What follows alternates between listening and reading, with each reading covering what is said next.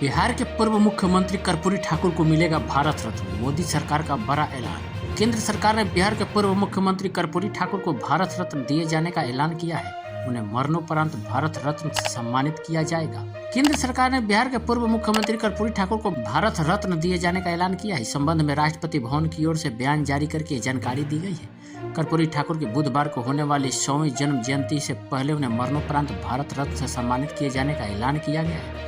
Janata Dal United ने कर्पूरी ठाकुर को भारत रत्न दिए जाने की मांग की थी। इस ऐलान के बाद जदयू ने मोदी सरकार का आभार जताया है। कर्पूरी ठाकुर के बेटे रामनाथ ठाकुर ने कहा कि हमें 36 साल की तपस्या का फल मिला है। मैं अपने परिवार और बिहार के 15 करोड़ लोगों की तरफ से सरकार को धन्यवाद देना चाहता हूँ। कर्पूरी ठाकुर का जन्म समस्तीपुर जिले के पितौजिया गांव में हुआ था। पटना से 1940 में उन्होंने मैट्रिक परीक्षा पास कर स्वतंत्रता आंदोलन में कूद पड़े थे।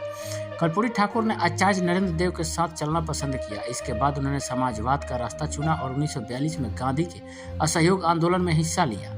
इसके चलते उन्हें जेल में भी रहना पड़ा। साल 1945 में जेल से बाहर आने के बाद कर्पूरी ठाकुर धीरे धीरे समाजवादी आंदोलन का चेहरा बन गए, जिसका मकसद अंग्रेजों से आज़ादी के साथ साथ समाज के भीतर पनपे जातीय एवं सामाजिक भेदभाव को दूर करने का था, ताकि दलित, पिछड़े और वंचितों को भी एक सम्मान जिंदगी जीने का हक मिल सके। कर्पूरी ठाकुर 1952 में ताजपुर विधानसभा क्षेत्र से सोशलिस्ट पार्टी के उम्मीदवार के तौर पर जीतकर विधानसभा पहुंचे थे। 1967 के बिहार विधानसभा चुनाव में कर्पूरी ठाकुर के नेतृत्व में संयुक्त सोशलिस्ट पार्टी बड़ी ताकत बनकर उभरी थी, जिसका नतीजा था कि बिहार में पहली बार गैर कांग्रेस पार्टी की सरकार बनी। महामाया प्रसाद सिन्हा मुख्यमंत्री बने तो कर्पूरी ठाकुर उप मुख्यमंत्री बने और उन्हें शिक्षा मंत्रालय का कार्यभार सौंपा गया था। कर्पूरी ठाकुर ने शिक्षा मंत्री रहते हुए छात्रों की फीस खत्म कर दी थी और अंग्रेजी की अनिवार्यता भी खत्म कर दी थी। कुछ समय बाद बिहार की राजनीति ने ऐसी करवट ली कि कर्पूरी ठाकुर मुख्यमंत्री बन गए।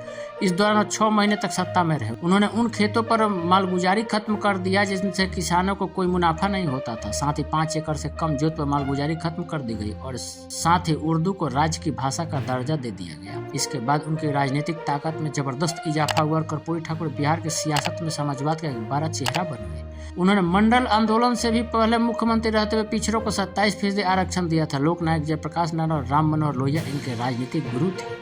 कल कर्पूरी ठाकुर का 100वां जन्मदिन मनेगा और उसके पहले ही भारत सरकार ने एक बड़ी खुशखबरी दे दी कि कर्पूरी ठाकुर को मरणोपरांत भारत रत्न दिया जाएगा।